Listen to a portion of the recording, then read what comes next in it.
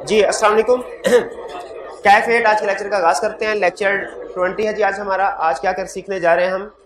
Audit report के elements one by one हम discuss कर रहे हैं कि कौन सा एलिमेंट किस सिचुएशन में ऑडिट रिपोर्ट में आएगा और कैसे आएगा, किस सिचुएशन में आएगा और कैसे आएगा। कैसे आएगा से क्या मुराद है भला?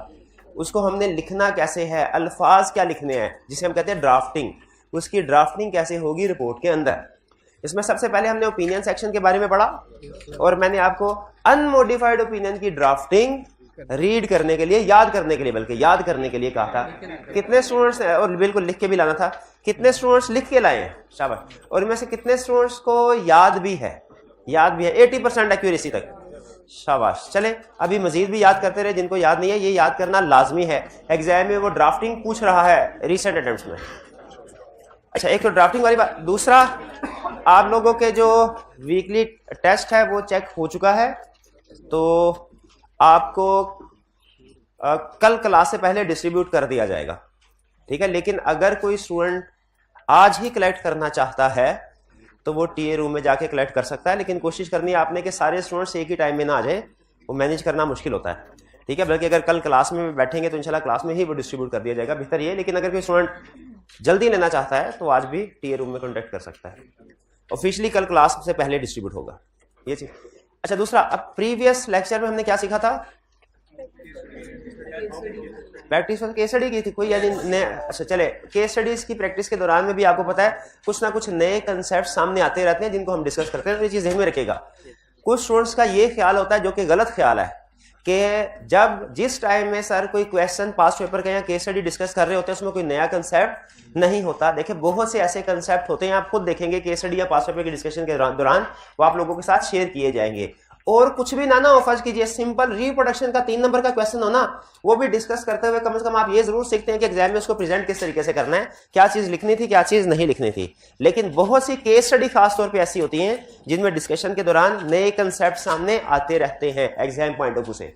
खास तौर पे केस स्टडी में ये फायदा होता है डिस्कशन को गौर से देखने का, कि उसमें ये पता चल जाता है एग्जाम में आपके लिए कौन सा लफ्ज अहम है, कौन सा नहीं। एग्जाम में किन अल्फाज के साथ वो क्वेश्चन टेस्ट करता है, जो एग्जामिनर की वोकैबुलरी होती है ना, ये भी आपके लिए जानना जरूरी है। एक लफ्ज भी क्वेश्चन में ऐसा इंग्लिश का इस्तेमाल कर देना जिसका मतलब आपको नहीं आता, तो चाहे उसका क्वेश्चन में इंपैक्ट हो या ना हो, एक दफा आप कंफ्यूज जरूर हो जाते हैं।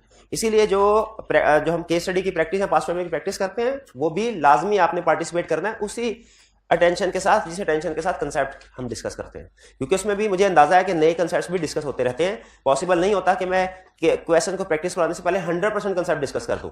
इंसान हो ना, हो सकता है कोई कंसेप्ट डिस्कस होने से रह जाए, ठीक है। हो सकता है कोई एग्जाम टिप ऐसी थी कल के लेक्चर में वो डिस्कस होने से रह गई हो, तो जब क्वेश्चन डिस्कस हो रहे होते हैं पास्ट पेपर केस स्टडी, उनमें वो कवर हो जाता है। क्लियर? तो अब चलते हैं इसीलिए कल के लेक्चर में हमने पास्ट पेपर्स की डिस्कशन की थी। तो कोई अभी तक चैप्टर 4 में से कोई क्वेश्चन पूछना चाहते हो पूछ लीजिए। अच्छा, आप लोग पता नहीं क्यों नहीं हाईलाइट करते, लेकिन जो ऑनलाइन वाले स्टूडेंट्स हैं वो ग्रुप में एक दो चीजें हाईलाइट करते रहते हैं। सर लर्निंग ऑब्जेक्टिव में ये चीज रह गई थी, ये आपने नहीं पढ़ाई, ये वाली एग्जांपल रह गई थी, ये नहीं पढ़ाई। तो अगर फर्ज कीजिए कि कोई चीज रह गई हो ना, तो आप पूछ लिया करें, ठीक है। कोई चीज ऐसी चैप्टर 4 में अभी तक जहां पे हम पहुंचे हैं, जो कंसेप्ट हमने कवर आपके ख्याल में ना किया हो या जो आपको समझ ना आया हो, पूछना चाहते हैं तो पूछ लीजिए। शाबाश जी, पूछिए।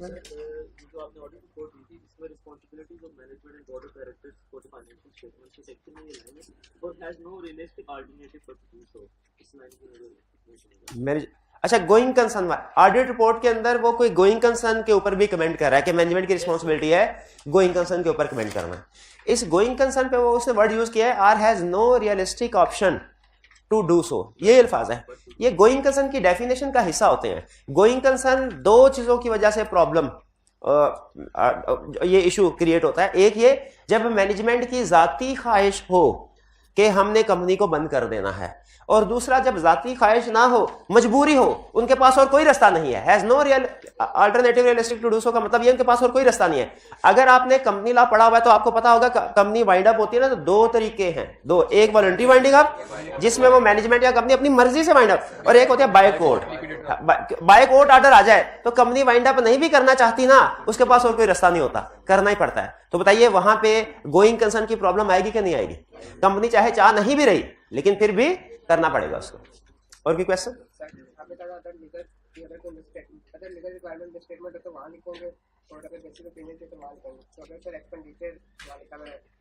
मैं पिक कर गया। इनका क्वेश्चन ये है कि सर आपने बताया था ओपिनियन ऑन फाइनेंशियल स्टेटमेंट ये अलग जगह पे प्रेजेंट किया जाता है, ऑडिट रिपोर्ट के स्टार्ट में पहला हमारा एलिमेंट यही होता है, और जो additional opinion required by law है ये अलग एंड में प्रेजेंट किए जाते हैं, ठीक है। और मैंने ये कहा था दोनों का सेक्शन अलग है। अगर फाइनेंशियल स्टेटमेंट्स पे किसी चीज का इफेक्ट आ रहा है तो वो इफेक्ट करेगा हमारे पहले वाले ओपिनियन को, और अगर किसी चीज का effect additional opinion required by law पे आ रहा है तो वो इफेक्ट करेगा उधर। एग्रीड? मैं अपनी बात पे बिल्कुल कायम हूं। क्वेश्चन इनका ये है, इन्होंने एक एग्जांपल दिया है, मैं एग्जांपल को छोड़ के कंसेप्ट आपके सामने रख रहा हूं। क्या ऐसा पॉसिबल है कि किसी एक केस स्टडी में दोनों पे इफेक्ट आ रहा हो? क्या ऐसा पॉसिबल है? इसका जवाब है नॉर्मली ऐसा नहीं होता, लेकिन यस पॉसिबल है। इसकी सिर्फ एक एग्जांपल आपके सामने रख रहा हूं, एक एग्जांपल। अगर हम क्लाइंट का ऑडिट करने के लिए जाएं, हम उसे कहें भाई जरा हमें कैश बुक तो दिखा दो, हमने वेरिफिकेशन में देखना है कि कितना कैश आया कितना गया, और क्लाइंट कहता है मेरे पास तो कैश बुक है ही नहीं, मैंने कभी बनाई ही नहीं, ठीक है। अब ये स्कोप लिमिटेशन भी है ना, स्कोप लिमिटेशन। अगर अल्टरनेटिव प्रोसेस एविडेंस नहीं ले सकते, फाइनेंशियल स्टेटमेंट का ओपिनियन भी इफेक्ट होगा। गैस कीजिए क्या other opinions required by law है वो इफेक्ट होगा, या उसमें भी हम लिखेंगे proper books of accounts have not been, ठीक है। तो एक्सेप्शनल केस में ऐसे हो सकता है कि एक चीज का इफेक्ट दोनों जगहों पे आए, लेकिन आपने वो जो रिक्वायर्ड बाय लॉ है ना, रिक्वायर्ड वो इसी वजह से कि रिक्वायर्ड बाय लॉ है, ठीक है, वो रिक्वायर्ड बाय इस वजह। तो क्या किसी एक केस स्टडी में फाइनेंशियल स्टेटमेंट में जो ओपिनियन है इसके साथ साथ अदर ओपिनियन जो रिक्वायर्ड बाय लॉ है वो भी इफेक्ट हो सकते हैं? इसका जवाब है हाँ, हो नॉर्मली नहीं होते लेकिन हो सकते हैं। क्लियर? अच्छा, यहां पे फिर कुछ स्टूडेंट कहते हैं कि सर वो आप एक रूल बताते होते हैं कि किसी कोई भी मैटर हो ना, हर रिपोर्ट के अंदर जितने पैराग्राफ होते हैं ना, उनमें से याद रखिएगा हर एक की अपनी एक लिस्ट होती है। जैसे मॉडिफाइड ओपिनियन जो है, स्कोप लिमिटेशन की अपनी एक लिस्ट है, मिस स्टेटमेंट की अपनी एक लिस्ट है, इसी तरह आगे की ऑडिट मैटर पैराग्राफ की अपनी लिस्ट है, एमसीओ मैटर की अपनी लिस्ट है, अदर मैटर की अपनी लिस्ट है, गोइंग कंसर्न की अपनी लिस्ट है, ठीक है। हर फाइनेंशियल स्टेटमेंट्स के अंदर, ऑडिट रिपोर्ट के अंदर जितने भी पैराग्राफ आ रहे हैं, हर पैराग्राफ की अपनी लिस्ट है। जो उस लिस्ट वाली प्रॉब्लम अगर केस स्टडी में आ गई तो हम कहेंगे ये वाला रेलिवेंट पैराग्राफ रिपोर्ट में आएगा। क्लियर? तो स्टूडेंट कहते हैं सर, अक्सर आप कहते हैं कि इस लिस्ट को ध्यान से याद करना है, इसकी मिस क्लासिफिकेशन नहीं करनी, इसकी डुप्लीकेशन नहीं करनी। मिस क्लासिफिकेशन का मतलब क्या होता है कि हाँ, मॉडिफाइड ओपिनियन वाला मैटर आपने एमसीओ मैटर में नहीं डाल देना, एमसीओ मैटर वाला आपने गोइंग कंसर्न में नहीं डाल देना, मिस क्लासिफिकेशन का मतलब। और डुप्लीकेशन का मतलब क्या है कि कोई एक मैटर दो जगह पे नहीं आ रहा होगा। देखिए, रिपोर्ट के अंदर एक ही चीज अगर दो जगह पे आ रही हो तो डुप्लीकेशन हो जाएगी ना, इसकी कोई तुक तो नहीं बनती। अगर तो थोड़ा बहुत भी फर्क है तो चले बात समझ में आती है, लेकिन अगर एग्जैक्टली सेम है तो एक मैटर रिपोर्ट में दो जगह पे नहीं आना। तो इसीलिए हमने एक रूल क्या बनाया हुआ है कि ना डुप्लीकेशन होनी चाहिए इन मैटर्स की, ना मिस क्लासिफिकेशन। तो एक स्टूडेंट कहने लगा सर ये जो आपने स्कोप लिमिटेशन वाली एग्जांपल दी है इसमें डुप्लीकेशन हो तो रही है। डुप्लीकेशन रीजनिंग डिफरेंट होती है, मैटर बैकएंड पे एक ही है लेकिन उसकी रीजनिंग डिफरेंट है।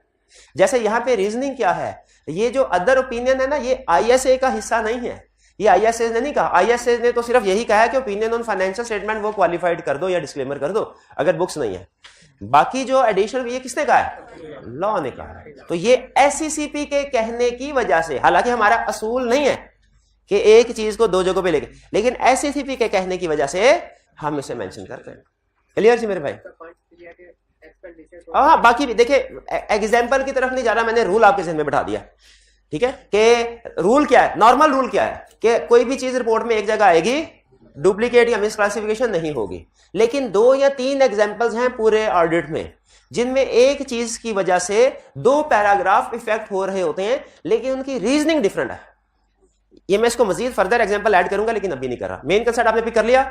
चलिए जी, मेन कंसेप्ट ये है कि नो डुप्लीकेशन नो मिसक्लासिफिकेशन। हर एक की अपनी लिस्ट है, हर पैराग्राफ की आपने नो डुप्लीकेशन करनी है, नो मिसक्लासिफिकेशन करनी है। जहां पे अगर कोई डुप्लीकेशन हुई तो उसकी सेपरेट रीजनिंग है जो मैं एक्सप्लेन करूंगा, फिर आगे जाऊंगा। जो जो चीज आएगी एक्सप्लेन करूंगा फिर आगे जाऊंगा, ठीक है। जैसे स्कोप लिमिटेशन वाली रीजनिंग मैंने आपको बता दी, ये दो जगह पे आ रहा है अगर बुक्स ऑफ अकाउंट्स में ट्रेन नहीं किया। दूसरी जगह पे आने की रीजनिंग क्या है? लॉ ने कहा, आईएसए नहीं कह रहा। आईएसए अपने रूल पे पक्का है कि डुप्लीकेशन नहीं करनी, लेकिन लॉ ने कह दिया तो आपको पता है जहां पे कहीं कंफ्लिक्ट हो लॉ को फॉलो कर। शाबाश। और कोई क्वेश्चन जी? जी हाइब्रिड क्लास में कुछ स्टूडेंट ने अच्छे क्वेश्चन पूछे थे, वो पूछिए जरा। वालेकुम अस्सलाम। सर क्वेश्चन ये है कि फाइनल स्टेटमेंट के अंदर एक से ज्यादा स्टेटमेंट हो सकती है। जी जी। और जो उसका मटेरियल भी का इफेक्ट हम लेना है। हाँ ठीक, मैं पिक कर लिया मैंने क्वेश्चन। असल में क्वेश्चन मैंने पहले सुना हुआ था ना आने से पहले, तो उन्होंने बताया तो मुझे याद आ गया। अब मैं इनका क्वेश्चन आपके सामने रखता हूँ। उन्होंने कहा सर फाइनेंशियल स्टेटमेंट में डिफरेंट एरियाज होंगे। बिल्कुल होंगे। हम ऑडिट के वेरीफाई प्रोबेबली हर एक में ना सही, लेकिन बहुत से एरियाज में, मल्टीपल एरियाज में कोई ना कोई मिस स्टेटमेंट सामने आ सकती है। बिल्कुल आ सकती है। हर एक की अमाउंट भी हमें पता है, हर एक की अमाउंट भी हमने पता। क्या हम इनको ऐड अप कर सकते हैं? इसका जवाब है बिल्कुल कर सकते हैं। हमारा जो, जैसे अगर एक एरिया में इमटेरियल मिस स्टेटमेंट, अमाउंट सबकी हमें पता है, इसलिए हमने जो रूल लगाना है वो अमाउंट्स वाला लगाना है। अमाउंट हमें हर एक की पता है। तो क्या अगर एक एरिया में इमटेरियल मिस स्टेटमेंट है, दूसरे में मटेरियल है, तीसरे में फिर इमटेरियल है, चौथे में फिर इमटेरियल है, क्या हम सिर्फ इमटेरियल मिस स्टेटमेंट को ऐड अप करेंगे कि मटेरियल को? तो प्रैक्टिकली हम सारी मिस स्टेटमेंट्स को ऐड अप करके फिर फाइनल कंक्लूजन देते हैं कि फाइनल इफेक्ट क्या है, इमटेरियल है, मटेरियल है कि परवेसिव। शाबाश, ये सोच ध्यान में रखिएगा। लेकिन इसमें एक और चीज ध्यान में रखनी है, वो क्या?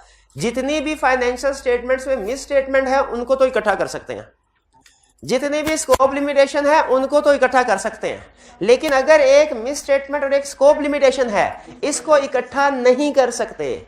नहीं करना। मिस स्टेटमेंट को स्कोप लिमिटेशन एडअप नहीं हो सकता। हाँ, मिस स्टेटमेंट के साथ एडअप होगी, स्कोप लिमिटेशन के साथ एडअप होगी, क्योंकि दोनों की नेचर डिफरेंट है ना। मिस स्टेटमेंट है, स्कोप लिमिटेशन।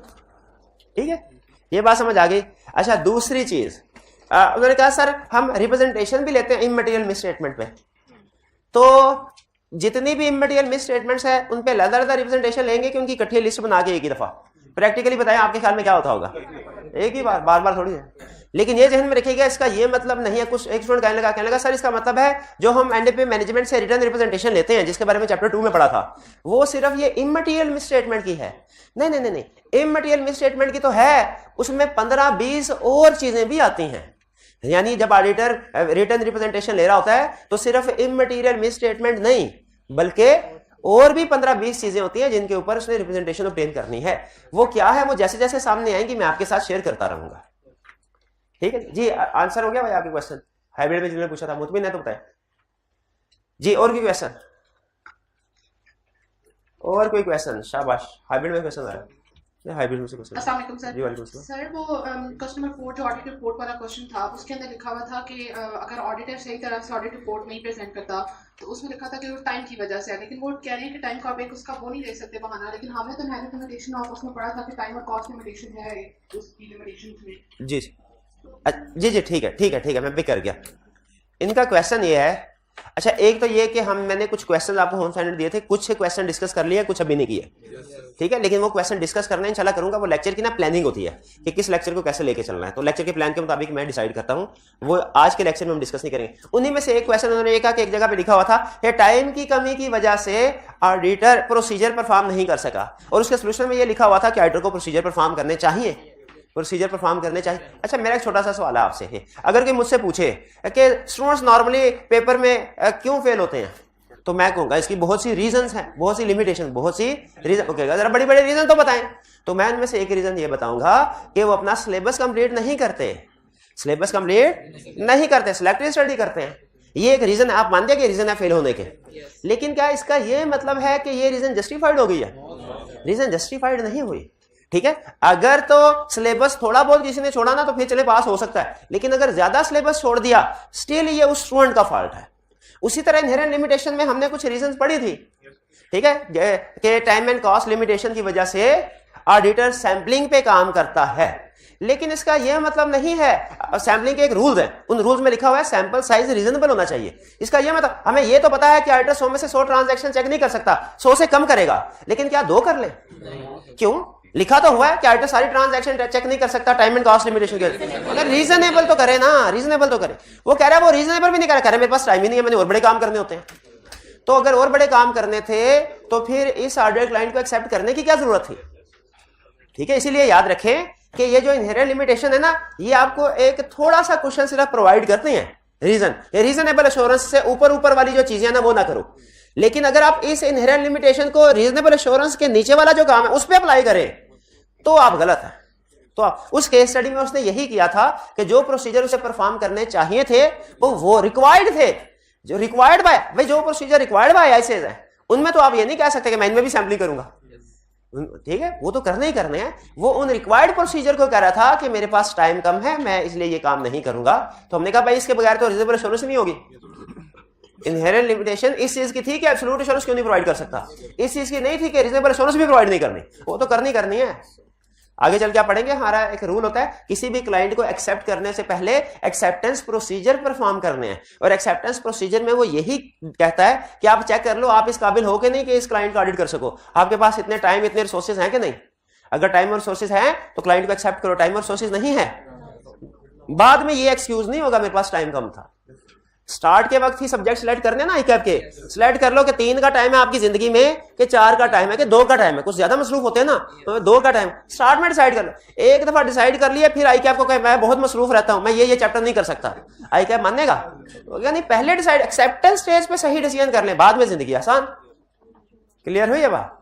और कोई क्वेश्चन है? शाबाश पूछिए आप पूछिए।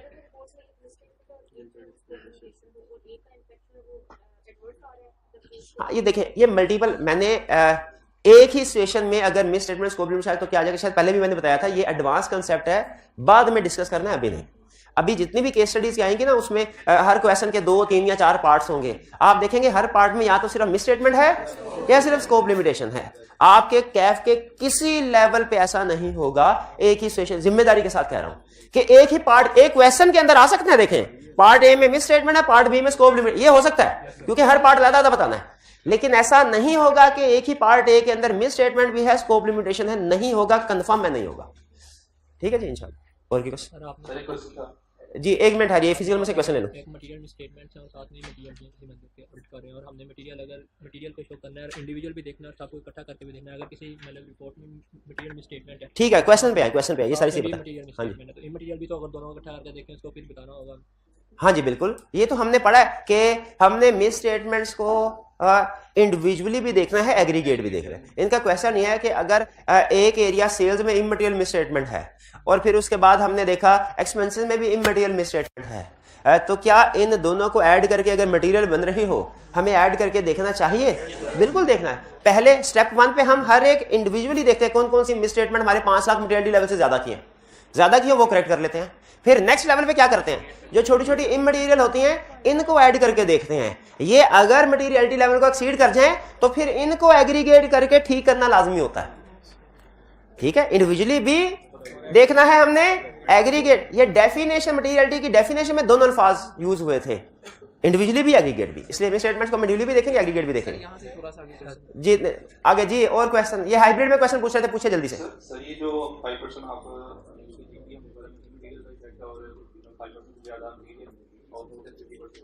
जी जी देखिए, लिमिटेड इंश्योरेंस के लिए मटेरियलिटी लेवल क्या होगा, प्रोसीजर क्या होंगे, ये जब लिमिटेड इंश्योरेंस एंगेजमेंट में जाएंगे मैं तब बताऊंगा। सिर्फ एक कंसेप्ट बिल्ड कर रहा हूं कि नॉर्मली जो कंसेप्ट हमारे रीजनेबल इंश्योरेंस यानी ऑडिट में अप्लाई होते हैं वही concept as it is normally limited insurance में भी परफॉर्म होते हैं। इसलिए लिमिटेड इंश्योरेंस में भी प्रोबेबली जो मटेरियलिटी लेवल होगा वो क्या होगा, 5% ऑफ प्रॉफिट ही होगा। जी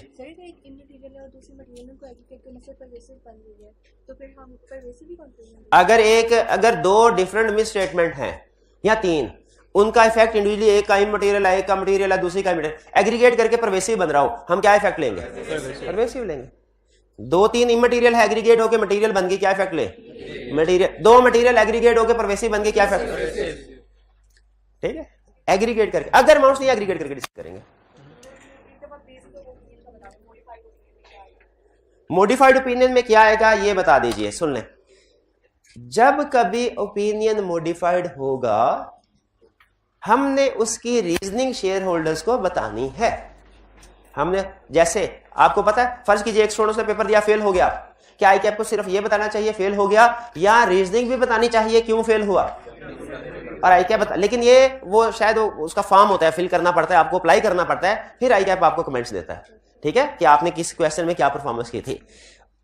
जो ऑडिटिंग स्टैंडर्ड कहते हैं, जब कभी ऑडिटर बताए फाइनेंशियल स्टेटमेंट्स में कोई प्रॉब्लम है तो वो प्रॉब्लम क्या है ये भी बतानी है, उसकी एक्सप्लेनेशन भी बतानी है बेसिस ऑफ ओपिनियन में।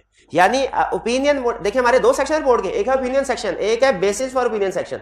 अगर ओपिनियन सेक्शन मॉडिफाइड हो गया मिस स्टेटमेंट स्कोप लिमिटेशन की वजह से, तो उसमें तो हम ये बता देंगे ओपिनियन मॉडिफाइड है। अब उसकी रीजनिंग किस वजह से है, ये बेसिस फॉर मॉडिफाइड ओपिनियन में आएगा। मॉडिफाइड ओपिनियन में हम ये कहेंगे सिर्फ भाई इन्वेंट्री में प्रॉब्लम है, अब क्या प्रॉब्लम है, ये बेसिस फॉर मॉडिफाइड ओपिनियन में। इसलिए जब कभी ओपिनियन मॉडिफाइड होगा 100% रूल है कि आपने बेसिस फॉर मॉडिफाइड ओपिनियन में एक्सप्लेन करना है उसकी रीजनिंग को, कि वो जो मिस स्टेटमेंट है या स्कोप लिमिटेशन है उसको आपने एक्सप्लेन करना है। ठीक है, हर केस स्टडी में जहां पे आप लिखेंगे ना auditor shall express qualified opinion, तो आपके ऊपर लाजिम है अगली लाइन ये भी लिखें, क्या, auditor shall explain nature of misstatement या scope limitation in basis for qualified opinion section. Clear, ये बेसिस वाली लाइंस अक्सर स्टूडेंट स्किप कर जाते हैं। चलिए जी, अब चलते हैं हम अपने लेक्चर तरफ। हमारा आज हम अपने ऑडिट रिपोर्ट में एक स्टेप आगे चल रहे हैं। ठीक है, एक स्टेप आगे चल रहे हैं। हमने स्टार्ट किया ओपिनियन से। अनमोडिफाइड ओपिनियन की वर्डिंग क्या होती है, बेसिस फॉर ओपिनियन की वर्डिंग क्या होती है, हमने पढ़ लिया, ऐसे ही है। फिर इसके बाद हमने थोड़ा ओपिनियन सेक्शन को ही मजीद ड्रिल डाउन किया, तो हमें पता चला कि ओपिनियन अनमोडिफाइड होता है, मॉडिफाइड भी हो सकता है। मॉडिफाइड में हमने ये सीखा कि किन सिचुएशन में ओपिनियन मॉडिफाइड हो सकता है। हमने कहा मिस स्टेटमेंट फैक्ट मटेरियल है, qualified opinion, miss statement fact pervasive, adverse opinion, scope limitation fact material, qualified opinion, scope limitation fact pervasive, disclaimer of opinion, ये हमने स्टडी कर लिया। और छोटी छोटी कुछ केस स्टडी में इसकी एप्लीकेशन भी देख ली, जिसमें हमने ऑडिट रिपोर्ट की केस स्टडी जो की थी तो 3 स्टेप्स में की थी। स्टेप नंबर 1 में हमने क्या बताया, मिस इवैल्यूएट द मैटर, यानी इवैल्यूएट द मैटर से क्या मुराद है कि बताओ miss statement scope limitation. Second step में इवैल्यूएट सिग्निफिकेंस, इफेक्ट क्या है, इमटेरियल। और थर्ड स्टेप में रिपोर्ट की केस स्टडी सॉल्व करने के ये 3 स्टेप्स आपको पता है। चले, ओपिनियन सेक्शन को हमने सीख लिया, हर चीज को। यही हो सकता है ना, पूरी दुनिया में चाहे करोड़ों ऑडिट रिपोर्ट आज तक इशू हो या आइंदा इशू नहीं हो, उनमें जो ओपिनियन होंगे वो यही 4 होंगे, अनमोडिफाइड, क्वालिफाइड, एडवर्स, डिस्क्लेमर। हमें यह पता चल गया कि इन सिचुएशन में कौन सा ओपिनियन एक्सप्रेस करना है। एक होता है लफ्ज डिसाइड द ओपिनियन, एक होता है ड्राफ्ट द ओपिनियन। हम डिसाइड करना सीख चुके हैं 4 ओपिनियन के बारे में, किस सिचुएशन में कौन सा ओपिनियन आएगा डिसाइड करना सीख चुके हैं, केस स्टडी सॉल्व हो रही है हमारी। हाँ, ड्राफ्ट करना हमने सिर्फ एक सीखा है, वो कौन सा, अनमोडिफाइड। बाकी की ड्राफ्टिंग अभी नहीं सीखी, क्योंकि मैं चाह रहा हूं आप डिसीजन सही कर लें, ड्राफ्टिंग उसके बाद इतनी मुश्किल नहीं होगी कि किस सिचुएशन में कौन सा ओपिनियन। अच्छा, अब सुने, रिपोर्ट के अंदर आपको पता है सिर्फ एक ही paragraph, no doubt opinion paragraph सबसे अहम है, लेकिन अगर आप ये कहें कि एक ही पैराग्राफ है तो ये बात गलत है। रिपोर्ट के अंदर और भी बहुत से पैराग्राफ है, तो खास तौर पे हमारे लिए वो पैराग्राफ अहम है जो एडिशनल वाले, जो रूटीन या स्टैंडर्ड वाले हैं, वो एग्जाम पॉइंट ऑफ व्यू से अहम नहीं है। एग्जाम पॉइंट ऑफ व्यू से कौन से वाले अहम है, एडिशनल वाले पैराग्राफ कौन कौन सा थे वाला, एमसीज रिक्वायर्ड वाला, emphasis of matter, other matter, going concern वाला, key audit matter, material uncertainty related to, ठीक है, ये पैराग्राफ। इनमें से अब हम ओपिनियन के बाद नेक्स्ट पैराग्राफ स्टार्ट करने जा रहे हैं, आज हम डिस्कस करने जा रहे हैं। उस पैराग्राफ का नाम है emphasis of matter paragraph. Emphasis of matter paragraph, emphasis of matter paragraph के बारे में कंसेप्ट सुन लीजिए। कंसेप्ट ज्यादा अहम है समझने के लिए, और एग्जाम पॉइंट ऑफ व्यू से एग्जाम्पल ज्यादा अहम है, case study point of view से एग्जाम्पल ज्यादा है। पहले कंसेप्ट सुन लें। कंसेप्ट ये है, एज ऑडिटर हमने फाइनेंशियल स्टेटमेंट को वेरीफाई करना है। इस वेरिफिकेशन के दौरान अगर कोई मिस स्टेटमेंट या स्कोप लिमिटेशन सामने आती है तो हमने उसे ऑडिट रिपोर्ट में मेंशन करना है, ओपिनियन पैराग्राफ में। एग्रीड? सवाल मेरा ये है, क्या ऐसा पॉसिबल है कि फाइनेंशियल स्टेटमेंट्स में कोई मिस स्टेटमेंट या स्कोप लिमिटेशन ना हो, मिस स्टेटमेंट स्कोप लिमिटेशन ना हो, लेकिन कोई ऐसी चीज है जो मिस स्टेटमेंट स्कोप लिमिटेशन तो नहीं, लेकिन यूजर्स के लिए, किसके लिए, यूजर, फिर से बोले किसके लिए, यूजर्स के लिए फंडामेंटल है, बहुत ही अहम है फाइनेंशियल स्टेटमेंट्स को समझने के लिए। क्या ऐसा पॉसिबल है? जवाब बिल्कुल ऐसा पॉसिबल है। क्या ऐसी सिचुएशन में ऑडिटर को, एक अच्छा ऑडिटर होने के नाते, क्या शेयर होल्डर्स को बता देना चाहिए कि सर वैसे तो सारी चीजें बिल्कुल ठीक है, सारी चीजें बिल्कुल ठीक है, लेकिन आप ये वाला नोट पढ़ लीजिए जो बहुत जरूरी है। वो नोट जो हम कह रहे हैं उसको वो याद रखें, मिस स्टेटमेंट है, स्कोप लिमिटेशन नहीं है। क्योंकि अगर मिस स्टेटमेंट स्कोप लिमिटेशन होता तो वो मॉडिफाइड ओपिनियन में जाता, एम्फेसिस ऑफ मैटर में ना आता। वो मिस स्टेटमेंट स्कोप लेकिन है बहुत अहम, यूजर्स को बता देना चाहिए। ठीक है, कोई बंदा सिगरेट पीने वाला डॉक्टर के पास जाके टेस्ट करवाए, देखे सर मेरे फेफड़े गुर्दे वगैरह सारे सेट हैं, उसने टेस्ट किया, उसने कहा जी बिल्कुल सेट, वो प्रॉब्लम कोई नहीं है, फंक्शन अभी ठीक कर रहे हैं। अच्छा, डॉक्टर को सिर्फ ये कहना चाहिए कि आगे एक एडिशनल एम्फसाइज करने की एक लाइन और बोल देनी चाहिए, अभी तो कोई प्रॉब्लम नहीं, लेकिन अगर आपने सिगरेट का इस्तेमाल इसी तरह जारी रखा इन फ्यूचर प्रॉब्लम, इसको ध्यान से देख लो। भाई बता देना चाहिए कि नहीं, इसका ये मतलब नहीं है कि एज ऑन टुडे उसके गुर्दे फेफड़े फेल, नहीं है, ये मतलब नहीं है, लेकिन एहतियातन एम्फसाइज कर सकता है। स्टिल यही कंसेप्ट एज प्रोफेशनल हमारे ऊपर भी अप्लाई होता है। बाज़ औक़ात फाइनेंशियल स्टेटमेंट में मिस स्टेटमेंट स्कोप लिमिटेशन नहीं होती, लेकिन हम यूजर्स को बता देते हैं कि भाई ये चीज को ध्यान से पढ़ लो, उसकी तवज्जो दिलाते हैं उस चीज की तरफ। ठीक है, इसकी सबसे बड़ी और कॉमन एग्जांपल है जब कोई बहुत बड़ा लीगल केस कंपनी के खिलाफ चल रहा हो, जो भी पेंडिंग है, अभी क्या है, पेंडिंग है, आउटफ्लो पॉसिबल एंड प्रोबेबल नहीं है, तो अकाउंटिंग क्या कहती है, क्या करो, उसे डिस्क्लोज करो। अच्छा, डिस्क्लोज किया तो ठीक किया, सही डिस्क्लोजर ठीक किया हुआ है, हमने एज अ डिटेल कौन सा ओपिनियन देना है, अनमोडिफाइड ओपिनियन देना है। ठीक है, क्या यूजर्स को बता देना चाहिए भाईजान, इसमें इन्वेस्टमेंट करने से पहले ये नोट नंबर 16 पढ़ लो, कंपनी के खिलाफ एक बड़ा केस है, अभी तो डिस्क्लोजर ठीक दिया हुआ है, लेकिन फ्यूचर में अगर कंपनी के खिलाफ ये डिसीजन हो गया, कंपनी का प्रॉफिट सारा उड़ जाना, ये बता देना चाहिए कि नहीं। हालांकि गलत नहीं है ना, मिस स्टेटमेंट है, स्कोप लिमिटेड। तो आप मुझे बताइए, मैं आपसे पूछता हूं, क्या आप ये समझते हैं ये प्रैक्टिस ठीक है कि अगर financial statement miss statement scope limitation है वो तो बताओ, लेकिन अगर मिस स्टेटमेंट स्कोप लिमिटेशन नहीं है, कोई ऐसी चीज है जो यूजर्स के लिए बहुत अहम है, वो भी बता देनी चाहिए कि नहीं, बता देनी चाहिए। क्या ओपिनियन पैराग्राफ में बतानी चाहिए कि सेपरेट पैराग्राफ? इस पैराग्राफ का नाम है emphasis of matter paragraph. Emphasis of matter से मुराद तो कोई भी मैटर, हमारे पास बहुत से मैटर होते हैं, मिस स्टेटमेंट भी एक मैटर है, स्कोप लिमिटेशन भी एक मैटर है, गोइंग कंसर्न भी एक मैटर है, एम्फेसिस ऑफ मैटर भी एक मैटर है, अदर मैटर भी एक मैटर है, शाबाशा की ऑडिट मैटर भी, मैटर बहुत से हैं। ये कौन से वाला मैटर है जिसको हम एम्फसाइज कर रहे हैं, जिसको हम तो सबसे पहले इसकी डेफिनेशन पढ़ते हैं। डेफिनेशन में क्या कहता है, कहता है एम्फेसिस ऑफ, गौर से जरा, डेफिनेशन से कंसेप्ट बिल्ड होगा, डेफिनेशन समझ आ गई तो आगे आपको फर्दर कंसेप्ट भी इंशाल्लाह साइंस से समझ आ जाएगा। कह रहा है एम्फेसिस ऑफ मैटर पैराग्राफ, ये पैराग्राफ इंक्लूड किया जाता है रिपोर्ट में इफ, अच्छा इफ के लफ्ज से मेरा फौरन कंसेप्ट बन गया कि एडिशनल कभी आएगा कभी नहीं आएगा, हर रिपोर्ट में नहीं आएगा, तो कब आएगा, अब ये बता रहा है आपको कब आएगा। पहले ये नहीं बताया, जब लिस्ट बताई थी तब नहीं बताया था कब आएगा, तब सिर्फ ये बताया था कभी आएगा कभी नहीं आएगा। अब बता रहा हूं कि कब आएगा।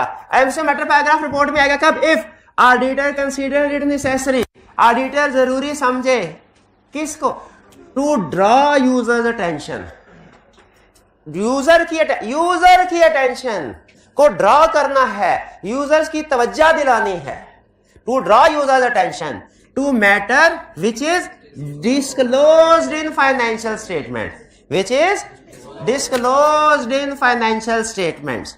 क्या कर रहे हैं एम्फेसिस मैटर में, टू ड्रॉ यूजर अटेंशन, किस तरफ तवज्जो दिला रहा है, to a matter which is disclose, आइटर अपनी तरफ तवज्जो नहीं दिला रहा, किसी और तरफ तवज्जो नहीं दिला, किस तरफ दिला रहा है, to a matter which is in financial statements and is fundamental for users understanding. और जो फंडामेंटल, बहुत भाई मैटर तो उधर सैकड़ों डिस्क्लोजर होते हैं रिपोर्ट में, कितने को डिस्क्लोजर होते हैं कभी आपने देखे हो, 150-200 डिस्क्लोजर तो कहीं नहीं गए रिपोर्ट के, तो उसमें तो 150-200 डिस्क्लोजर, हम किस डिस्क्लोजर का एम्फसाइज कर रहे हैं, which is fundamental to users understanding, किस चीज की अंडरस्टैंडिंग, फाइनेंशियल स्टेटमेंट्स।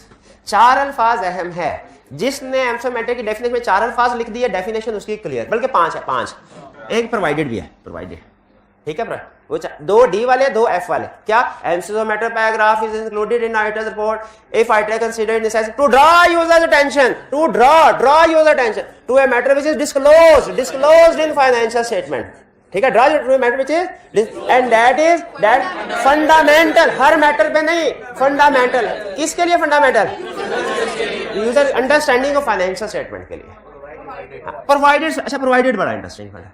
प्रोवाइडेड सुन लीजिए, प्रोवाइडेड का मतलब क्या है? Provided matter does not require modification in opinion. ये मैटर ऐसा होना चाहिए जो मॉडिफाइड ओपिनियन। क्यों? क्योंकि अगर मॉडिफाइड ओपिनियन रिक्वायर करता हुआ मैटर तो वो मॉडिफाइड ओपिनियन में जाएगा, एमसीक्यू मैटर में थोड़ा जाएगा। ये खास तौर पे उसने ना आप स्टूडेंट्स के लिए लाइन मुझे लगता है लिखी है, वैसे तो प्रैक्टिस के लिए लिखी है उसने, लेकिन मुझे इसलिए कि आप कभी मॉडिफाइड ओपिनियन को एमसीक्यू मैटर में डाल देते हैं, मिस क्लासिफिकेशन कर देते हैं, और एमसीक्यू मैटर को कभी मॉडिफाइड ओपिनियन में डाल देते हैं। ठीक है, कहता है मैटर नॉट मॉडिफाइड ओपिनियन। दूसरा, मैटर इज नॉट ए की ऑर्डर। मैटर मॉडिफाइड ओपिनियन वाला नहीं होना चाहिए, मैटर की ऑर्डर मैटर नहीं। क्यों? अगर ये की ऑर्डर मैटर है तो उस सेक्शन में जाएगा, एमसीक्यू मैटर में थोड़ा जाएगा। अगर ये मॉडिफाइड ओपिनियन है तो मॉडिफाइड ओपिनियन सेक्शन में जाएगा, एमसीक्यू मैटर में थोड़ा जाएगा। अगर की ऑर्डर मैटर है, की ऑर्डर मैटर सेक्शन में जाएगा थोड़े। इसका मतलब ये है मॉडिफाइड ओपिनियन की लिस्ट अलग है, की ऑर्डर मैटर की अलग और एमसीक्यू मैटर की अलग। भाई क्लियर हुई है बात? ठीक है। अच्छा मुझे बता दे, एक और बात याद आ गई। सिलेबस तो सारा आपको पढ़ाना ही है, मेरी जिम्मेदारी है कि सारा सिलेबस एज इट इज पढ़ाता जाऊं कि अगर कोई केस, अगर कोई chapter exam point of view से बहुत अहम है वो आपको बता देना चाहिए। क्यों? पढ़ा तो मैं सिलेबस सारा रहा हूं, यूजर की अंडरस्टैंडिंग ऑफ सब्जेक्ट के लिए अहम है कि जो चैप्टर 10 है ना, सब्सटेंटिव प्रोसीजर वाला आएगा, वो सबसे ज्यादा अहम है। जिसको ऑडिट में सब्सटेंटिव प्रोसीजर बताने आगे उसे ऑडिट आ गया। ठीक है, एक अहम है ये चैप्टर 10 अहम है। की बुक नहीं है आपके पास, लेकिन आपको बताता कि एक चैप्टर 0 भी अहम है। लास्ट पे लिखा हो चैप्टर 0 नहीं है, 0 देखते ही भाई के पुरानी बुक है, इसमें देख चैप्टर 0 नहीं है। वो जो आपके पास बुक है ना जिसमें चैप्टर 0, वो ऑडिट की बुक नहीं है। पता नहीं कहाँ है। हाँ भाई नहीं है। अच्छा चैप्टर 32 होगा। अच्छा तो इसका मतलब ये हुआ, अगर मैं किसी चीज को एम्फसाइज करना चाहता हूं तो उसका फाइनेंशियल स्टेटमेंट में या बुक में उस कंसेप्ट का होना जरूरी है। मैं किसी ऐसे कंसेप्ट चैप्टर डिस्क्लोजर को एम्फसाइज नहीं कर सकता जो बुक या फाइनेंशियल स्टेटमेंट मौजूद ना। इसलिए ज़हन में रखिएगा, किसी क्वेश्चन में अगर कह देना कि मैटर इज नॉट डिस्क्लोज, अगर कहे litigation is disclosed in financial statement, आप कहेंगे एमसीज ऑफ मैटर। और अगर कहे litigation is not disclosed in financial statement, आप फोकस कर रहे होते हैं लिटिगेशन के ऊपर। आप कहें सर इसमें भी एमसीज ऑफ मैटर लिटिगेशन में आपने कहा था, ये मिस क्यों भला? जो चीज डिस्क्लोज ही नहीं उसको एम्फसाइज कैसे कर सकते हैं? और जो डिस्क्लोज नहीं हुआ वो बाय डेफिनेशन मिस स्टेटमेंट है। चलिए अच्छा, अब ये डेफिनेशन समझ आ गई, इसमें अल्फाज सारे समझ आ गए, 4 अल्फाज और 5वां प्रोवाइडेड की 2 एग्जांपल। क्लियर? आगे चलते। अब सबसे अहम, आज के लेक्चर की सबसे अहम चीज आपके सामने रखने जा रहा हूं, examples. Examples of MCs of matter paragraph. MCs of matter paragraph की एग्जांपल। अच्छा ये देखिए, बाजू का इतना टाइम कम होता है, हम एब्रीविएशन यूज कर लेते हैं। आपने नहीं करनी, आपने नहीं करनी। हम कभी कभार बोर्ड पे टाइम बचाने के लिए एब्रीविएशन यूज कर लेते हैं, आपने ये एब्रीविएशन आपके लिए नहीं है। अच्छा सुनो, एग्जांपल सबसे अहम, किन सिचुएशन में एमसीक्यू मैटर पैराग्राफ ऑडिट रिपोर्ट में इंक्लूड करेंगे? पहली सिचुएशन, जब when there is exceptional litigation. क्या है? एक होती है रूटीन की लिटिगेशन। रूटीन की लिटिगेशन क्या है? कस्टमर प्रोडक्ट लेके गया, चल नहीं रही, उसने कंज्यूमर कोर्ट में हमारे खिलाफ केस कर दिया, सर ये प्रोडक्ट खराब दिया है, हर्जाना दिलवाएं या प्रोडक्ट चेंज करवा के नई प्रोडक्ट मुझे दे। ये रूटीन नेचर का केस है। इसकी वजह से हमारा रिस्क तो शायद बढ़ सकता है वारंटी का, लेकिन एमसीज ऑफ मैटर नहीं। एमसीज ऑफ मैटर का एक्सेप्शनल लिटिगेशन, यानी लिटिगेशन बड़ी होनी चाहिए। और इस ध्यान में रखिएगा, केस स्टडी के अंदर एग्जाम में जो भी लिटिगेशन आ गई वो आपने अज्यूम करना है एक्सेप्शनल है। केस स्टडी के अंदर पेपर में जो भी लीगल केस आ गया आपने क्या अज्यूम करना है? एक्सेप्शनल है। तो एमसीज ऑफ मैटर की सबसे पहली और सबसे ज्यादा टेस्ट होने वाली एग्जांपल कौन सी है? Exceptional litigation. जब हमारे क्लाइंट के खिलाफ कोई लीगल केस पेंडिंग है और वो लीगल केस सही से काउंट फॉर और डिस्क्लोज हुआ है तो हम MCs of matter paragraph include करेंगे। और अगर वो लीगल केस सही से अकाउंट फॉर डिस्क्लोज नहीं हुआ तो फिर क्या होगी वो मिस स्टेटमेंट होगी। फिर उसे एमसीक्यू मैटर पैराग्राफ में इंक्लूड नहीं करना बल्कि कहां करना है, मिस। तो सबसे पहले सुन ले, सबसे पहले circumstances when MCQ matter paragraph is included in audit report। पहली situation, if there is material uncertainty related to exceptional litigation। ये exceptional litigation और regulatory action, इसको अंडरलाइन करें।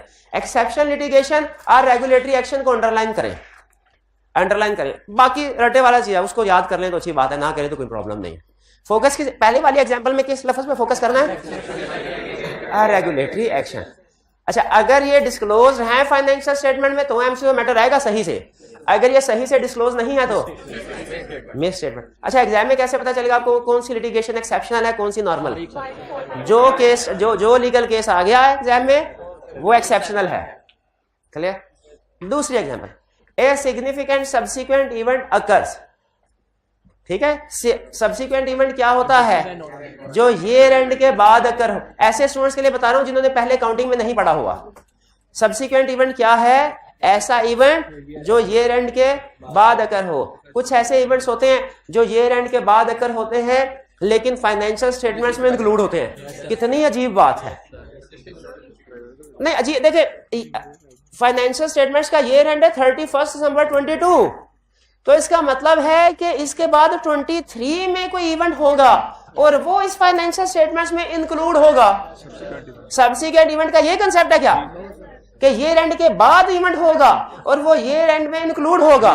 क्या यही कंसेप्ट है ना? अजीब कंसेप्ट, अजीब नहीं है? मैचिंग प्रिंसिपल की सीधी सीधी बात। मैचिंग में कह रहा है उसी साल की ट्रांजैक्शन उसी साल में कर, अगले साल की ट्रांजैक्शन इस साल में क्यों आ रही है?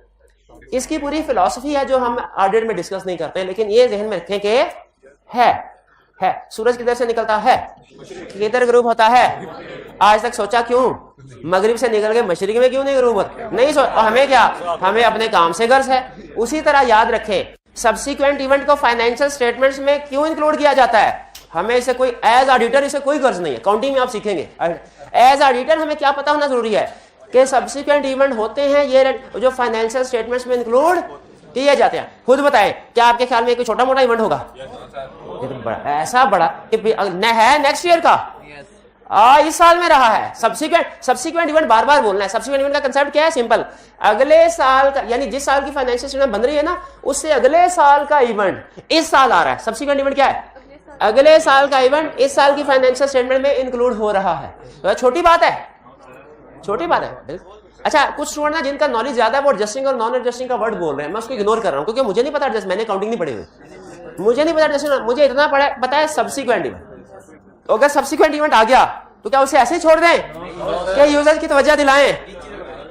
ठीक है, सिग्निफिकेंट अब इसमें सबसे, अब एग्जाम में कैसे पता चलेगा सब्सिक्वेंट इवेंट सिग्निफिकेंट है कि नहीं? और जितने भी इवेंट आगे सिग्निफिकेंट, कुछ भी नाना बताया सारे एक्सेप्शनल है तो इसमें सब्सिक्वेंट इवेंट को अंडरलाइन कर लें। दूसरी एग्जाम्पल में सबसे अहम लफ्ज़ है सब्सिक्वेंट इवेंट। आगे इसकी एग्जाम्पल भी दे रहा है। एग्जाम्पल क्या दे रहा है? ईयर एंड के बाद अगर आग लग जाए, ईयर एंड के बाद अगर आग लग और हमारे बहुत से एसेट्स को जला दे, ये बता देना चाहिए कि नहीं बता देना चाहिए यूजर्स को? बिल्कुल बता देना। फाइनल हमें कैसे पता चलेगा? हम ऑडिट करने कब जाते हैं? क्या 31 दिसंबर 2022 का ऑडिट करते हैं तो 31 दिसंबर 2022 का ऑडिट पूरा हो जाता है? आगे 2-3 महीने चलते हैं। कंपनी लॉ में टाइम भी बताया, उसने 4 महीने का टाइम दिया हुआ है। तो उसके बाद ईयर एंड के बाद 4 महीने हम तकरीबन क्लाइंट की प्रेमिसेस पे मौजूद रहते हैं। तो जो भी बड़े बड़े तबाहकुन वाकयात हो रहे होते हैं वो हमारी चशमदीद, हम उसके चशमदीद गवाह होते हैं, तो पता चल जाता है हमें। ये सब्सिक्वेंट इवेंट भी क्लियर हो गया, सब्सिक्वेंट इवेंट भी क्लियर हो गया। आगे चलते हैं। अभी फिलहाल सिर्फ क्वेश्चंस कल के लेक्चर नोट कर लें, क्योंकि आपके छोटे क्वेश्चन के चक्कर में मेरा बड़ा कंसेप्ट कंप्रोमाइज नहीं होना चाहिए। आगे चलते हैं, नोट कर लें। कल इंशाल्लाह आपको पता है स्टार्ट में आके चाहे आप तकरीबन आधा घंटा मेरे लेक्चर का खा रहे हैं आप लोग डेली क्वेश्चनिंग में, लेकिन मैं चुप करके सबर, क्योंकि सब्जेक्ट की बेसिक्स डेवलप हो रही है। मतलब जो सवाल हो पूछते जाए, कोई मसला नहीं। शुरू में ऐसे होता है, ठीक है, यहाँ इस क्लास में थोड़ा ज्यादा हो रहा है लेकिन होता है, कोई प्रॉब्लम नहीं। लेकिन मैं कंसेप्ट को चुन के उस लिहाज से एक्सप्लेन करता हूँ जितना मुझे पता होता है कि आगे मैंने लेके चलना। तीसरी example, a financial statements are reissued और कॉरेस्पॉन्डिंग फिगर्स आर रीस्टेटेड। इंसान खता का पुतला है, ठीक है। जरा मुझे यह बताइए कि अच्छा इंसान कौन है? वो जो कभी गलती ही ना करे या गलती करे और मान ले। अच्छा, अब यहाँ पे एक और, गलती करे और मान ले, कि गलती करे मान ले और उसको दुरुस्त भी करे। ये ना भाई, तौबा कबूल ही कबूल जब भी तौबा करें, लेकिन आइंदा ना करने का भी तो अपने आप को सुधारना भी तो है ना। उसी तरह मुझे बताइए, क्या मैनेजमेंट फाइनेंशियल स्टेटमेंट प्रिपेयर करते हुए गलती कर सकती है? अब यहाँ पे बड़ा कंसेप्ट ट्रिकी है, गौर से सुनिएगा। अगर इस साल की फाइनेंशियल स्टेटमेंट्स में गलती है, ऑडिट के दौरान सामने आई, हमने कह दिया ठीक करो, मैनेजमेंट ने ठीक कर दिया, वो ऐसे हो जाता है जैसे कभी गलती थी ही नहीं, उसका रिपोर्ट में कहीं जिक्र नहीं आएगा। क्लियर? अच्छा, फर्ज कीजिए कि फाइनेंशियल स्टेटमेंट इशू हो गई, अगले साल का ऑडिट चल रहा है और पता चला पिछले साल के कंपैरेटिव में गलती है। अगर आपके अकाउंटिंग पढ़ी है तो मैं बता दूं, IAS 8, बिल्कुल IAS 8 की तरफ इशारा है। अगर इसमें प्रैक्टिकली मैनेजमेंट के पास दो ऑप्शंस होती हैं, पहली एक लेंथी, एक शॉर्टकट। लेंथी ऑप्शन क्या है? अब पिछले साल की फाइनेंशियल स्टेटमेंट गलत है ना, उनको दोबारा बना के री इशू, इसे कहते हैं री इशू। इसे क्या कहते हैं? री इशू। ये लंबा काम है। एक शॉर्टकट भी है क्या?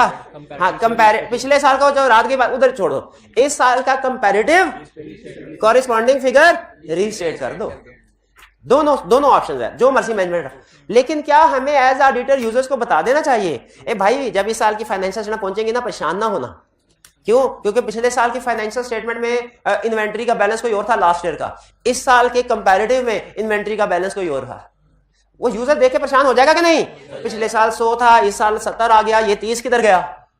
ठीक है, यूजर परेशान हो जाएगा कि पिछला साल में फिगर किधर। तो उसको इस परेशानी से निकालने के लिए क्या करना है? स्टैंडर्ड ने कहा, अकाउंटिंग ये कहती है रीस्टेटेड लिख दो ऊपर, ऑडिटिंग स्टैंडर्ड ये कहते हैं वो तो फाइनेंशियल स्टेटमेंट में लिखेंगे, हमने ऑडिट रिपोर्ट में क्या लिखना है? एम्फेसिस ऑफ मैटर, जिसमें हम उनको बता देंगे, ए इन्वेंट्री वाले डिस्क्लोजर को ध्यान से पढ़ ले भाई, ये पिछले साल में गलती थी, लेकिन याद रखें ये गलती पिछले साल की है। हाँ जी, इसलिए आप री इशूड को और रीस्टेटेड को अंडरलाइन कर लें। और री इशूड का कैफ लेवल पे बार बार आएगा, आगे एक चैप्टर है उसमें री इशूड, रीस्टेटेड सीफैब लेवल पे आएगा। ठीक है, अगर आप कैफ लेवल की लैंग्वेज इस्तेमाल करना चाहते हैं, इसको कंपैरेटिव फिगर लिख लें। अगर सीफैब लेवल की लैंग्वेज इस्तेमाल करना चाहते हैं, इसको कॉरेस्पॉन्डिंग फिगर ही रहना। कॉरेस्पॉन्डिंग फिगर किसी तरीके से याद कर लेना, आपका सीफैब का टॉपिक भी तैयार हो जाएगा अगर ये वर्ड यूज कर ले, याद करें। थोड़ा सा मुश्किल है लेकिन हो गया, बेहतरीन बेहतरीन। आगे चलते हैं। When a major disaster significantly, disaster कहते हैं तबाही को, जलजला, आग, सैलाब वगैरह वगैरह। सुना, when a major disaster significantly affect entities financial position, financial position कहते हैं बैलेंस शीट को, अगर आपको याद है। अच्छा मुझे बताएं, जो जलजला तबाही इस साल आई ड्यूरिंग द ईयर, वो फाइनेंशियल पोजीशन को अफेक्ट करेगी? एमसीएस और मैटर में एक्सप्लेन कर। अगर मैनेजमेंट ने उस पे इम्पेयरमेंट लॉस वगैरह सारा ठीक रिकॉर्ड कर लिया है, तो हमने उस पे एमसीएस और मैटर पैराग्राफ देना, ये कह रहा है। ठीक है, लेकिन कुछ स्टूडेंट इसको कंपेयर करते हैं 2 के साथ। याद रखें, अगर natural disaster during the year आया फिर भी एमसीएस मैटर आएगा। 4th एग्जांपल है, अगर natural disaster after the year and आया फिर भी एमसीएस मैटर आएगा। सब्सिक्वेंट इवेंट के एग्जांपल है। नेचुरल डिजास्टर जब कभी आया एमसीएस मैटर आया, अगर वो ठीक किया होगा। 4 एग्जांपल क्लियर हो गई। अगली, early application of a new accounting standard That has a material effect। अच्छा, इसमें एक बाई चांस मेरी दरखास्त है, ये लिखा हुआ है न्यू अकाउंटिंग स्टैंडर्ड, इसे अकाउंटिंग पॉलिसी नहीं समझना। क्या लिखा है? अकाउंटिंग स्टैंडर्ड, पूरे का पूरा जब नया अकाउंटिंग स्टैंडर्ड आया, बाज़ का स्टूडेंट कहता है सर अकाउंटिंग पॉलिसी चेंज हो रही है, आपने कहा था एमसीएस मैटर डालना, नई पॉलिसी आ गई है। नई पॉलिसी आने पे एमसीएस मैटर में क्या है? नया स्टैंडर्ड। और नया स्टैंडर्ड भी तब जब आप अर्ली अप्लाई कर रहे होंगे। हर स्टैंडर्ड की एप्लीकेशन डेट होती है, वो नॉर्मली इश्यू होने के बाद 2-3 साल देता है समझने के लिए। ठीक है, लेकिन प्रैक्टिस में एक से बढ़ के एक छात्र बैठा हुआ है, उनको पहले से ही पता होता है, वो एक दफा पढ़ते हैं 2 दिन में पता चल जाता है क्या। ठीक है, आप सिलेबस पढ़ेंगे 10 दफा भी पढ़ने, शायद आपको पता ना चले क्या चेंज है, क्योंकि आपको पिछले सेशन का पता ही नहीं। आप तो इस सेशन का सिलेबस पढ़े हैं, लेकिन जो उस्ताद होते हैं उन्हें पिछले उन्हें एक दफा पढ़ते हैं, 10 मिनट के अंदर सारी ऊंच नीच पता चल जाती है। तो इसी तरह 10 दिन के अंदर प्रैक्टिस में जो बैठे होते हैं ना काउंट, उन्हें पता चल जाता है क्या चेंज है। अप्लाई होना है 3 साल बाद, नीचे एक लाइन लिखी होती है, अर्लियर अप्लाई करना चाहते हैं तो इजाजत है। कोई भी नया स्टैंडर्ड होता है ना अकाउंटिंग का, अब आप उसकी एप्लीकेशन पढ़िएगा, वो होता है this standard shall be effective from 31 दिसंबर 2025 ये एंडिंग। लेकिन आगे एक और लाइन भी लिखी होती है, अर्ली एप्लीकेशन इज इनकरेज, यानी अगर आप पहले अप्लाई करना चाहते हैं ना एक साथ तो कर सकते हैं। प्रैक्टिस में लोग क्या कैसे डिसीजन करते हैं वाला, वो अपने जूनियर को कहते हैं हाँ भाई नया स्टैंडर्ड आया, अप्लाई करें कि ना करें। वो कहता है सर 2025 में लाए तब भी करेंगे, अभी पहले काम करने का क्या फायदा। सीनियर कहता है रही ना छोटी सोचते हैं। हिसाब किताब लगाओ, अगर हम अर्ली अप्लाई करें तो हमारा प्रॉफिट बढ़ेगा कि कम होगा। इसने हिसाब किताब सर का प्रॉफिट बढ़ेगा, उसने कहा बढ़ाओ, बढ़ा थोड़ा सा काम करेंगे प्रॉफिट बढ़ेगा, प्रॉफिट बढ़ेगा हमारा बोनस बढ़ेगा। तो अर्ली, तो बताइए क्या चेंज जो न्यू स्टैंडर्ड है इसकी अर्ली एप्लीकेशन वो प्रॉफिट को सामने रख के कर सकते हैं। तो क्या यूजर्स को बता देना चाहिए कि इस साल जो इतना ज्यादा प्रॉफिट हुआ है उसकी बड़ी रीजन न्यू स्टैंडर्ड है। भाई यूजर को बता देना चाहिए कि नहीं कि जो इतना ज्यादा प्रॉफिट हुआ है उसकी बड़ी रीजन न्यू। कैसे बताएंगे, मैटर पैराग्राफ में। तो जरा न्यू काउंटिंग स्टैंडर्ड इसको अंडरलाइन कर लें, और इसको जिसने काउंटिंग स्टैंडर्ड को काउंटिंग पॉलिसी पढ़ा ना शहीद कर लें, उसे भी शहीद है। फिर if a financial reporting framework is unacceptable, अच्छा यहां तक लाइन होती तो हमने कंसेप्ट पढ़ा हुआ था कि फाइनेंशियल रिपोर्टिंग फ्रेमवर्क अनएक्सेप्टेबल है, विड्रॉ कर दो। लेकिन साथ ही आगे कह रहा है but is prescribed by law, but is required by law. अब तो विड्रॉ नहीं कर सकते ना, लॉ ने जो कह दिया वो तो करना पड़ेगा। तो अगर फाइनेंशियल रिपोर्टिंग फ्रेमवर्क एक्सेप्टेबल है, अनएक्सेप्टेबल है लेकिन रिक्वायर्ड बाय लॉ है, छोड़ दें कि ना छोड़ें? नहीं छोड़ सकते क्योंकि रिक्वायर्ड बाय लॉ है। तो फिर क्या करें, अपनी मजबूरी का कैसे इजहार करें? एमसीस और मैटर पैराग्राफ यूजर को बता देंगे भाईजान ये हम नहीं चाहते थे, हम नहीं चाहते थे, ये अब्बा की मर्जी है, इसीलिए ये एमसीस और मैटर। ठीक है जी, प्रेशर आगे चल। 7 if financial statements are prepared on a special purpose, special इसको तो खसूसी अंडरलाइन करें।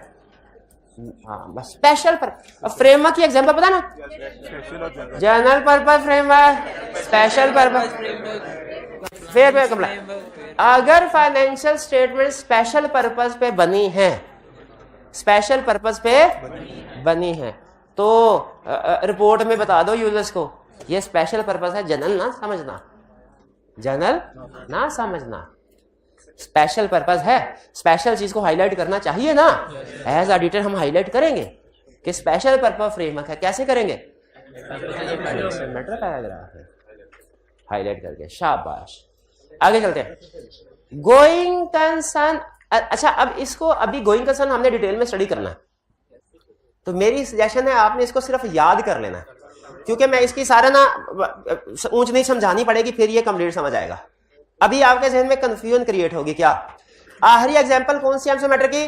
Going concern assumption is not appropriate and financial statements are prepared on liquidation basis. पहला सवाल लिक्विडेशन बेसिस क्या होती है? दूसरा सवाल चलो जो भी होती है, ये गोइंग कंसर्न वाला मसला है तो ये गोइंग कंसर्न के पैराग्राफ में क्यों नहीं जा रहा? ये कंफ्यूज करेगा आपको ये सवाल कि गोइंग कंसर्न वाला मसला है तो गोइंग कंसर्न के पैरा में क्यों नहीं जा रहा। इसका जवाब मैं अभी नहीं दूंगा, याद कर ले, इसका जवाब दूंगा जब गोइंग कंसर्न वाला पैरा टॉपिक आएगा। क्लियर? ठीक है, चलिए।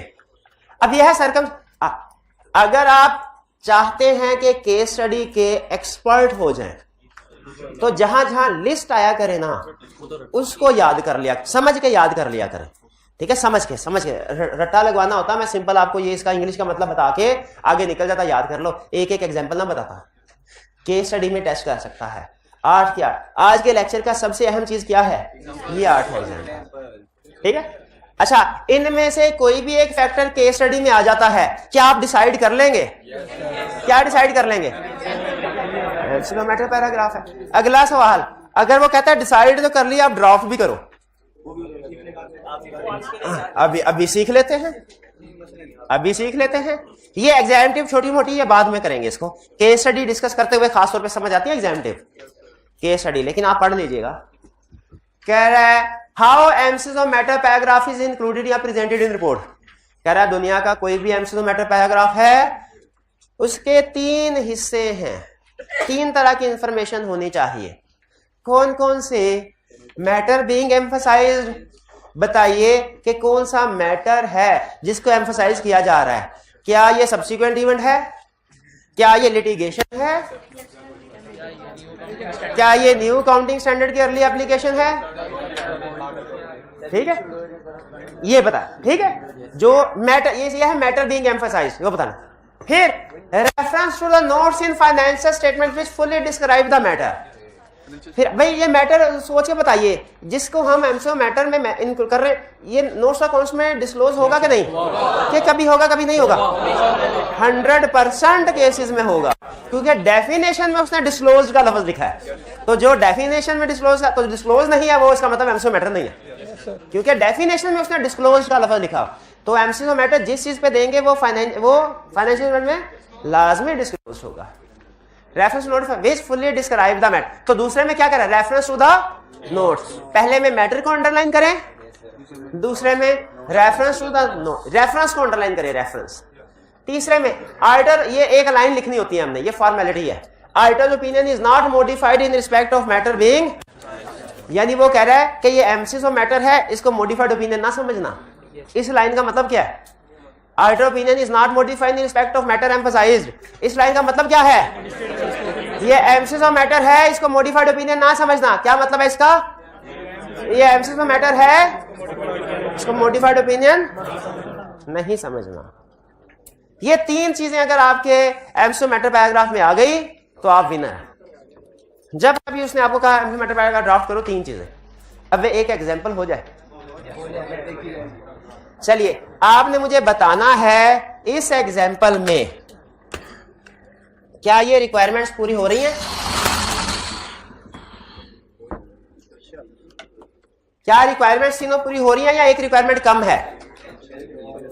We draw your attention to note X of note number जितना भी है of financial statement which describe uncertainty relating to outcome lawsuit filed against company by XYZ company. Our opinion is not modified in respect of, पहले मैं note कर लूं तीन चीजें। Matter being emphasised है, ये कौन से वाला मैटर है? लिटिगेशन वाला, पहला मैटर पूरा। दूसरा, नोट्स अकाउंट का रेफरेंस है, नोट एक्ट। दूसरा, एंड पे वो लाइन लिखी हुई है, our opinion is not modified in respect of, ये तीसरा। ठीक है, ये तीन चीजें मौजूद। अगर एक चीज भी कम है आपकी ड्राफ्टिंग गलत है। और सीफैप लेवल पे और कैफ लेवल पे भी उसने क्वेश्चन ऐसे टेस्ट किए हुए हैं जिनमें एमसीओ मैटर पैराग्राफ आपको देके कहता है इसमें गलतियां निकालो। ठीक है, तो उसने लिखा होता है कि we draw your attention to the fact that management has not recorded depreciation for these fix assets, और फिर लिख दिया our opinion is not modified in respect of this matter. क्या क्या गलती है? हाँ, एक तो आप कह देंगे जी नोट्स अकाउंट का रेफरेंस नहीं दिया, और दूसरी बड़ी गलती क्या भला कि ये है ही मिस स्टेटमेंट, इसको तो एमसीओ मैटर में आना ही नहीं चाहिए था। एक तो एमसीओ मैटर का डिसीजन ही गलत किया और फिर ड्राफ्टिंग भी गलत कर दी। ठीक है, तो ड्राफ्टिंग समझ आ गई है? एक दफा पढ़ के देख ले पक्का। अच्छा, दूसरी एग्जांपल भी है उधर, दूसरी दो एग्जांपल है ना आपकी बुक्स में। हाँ, देखें उसमें भी क्या सारे रूल्स पूरे किए गए हैं कि नहीं।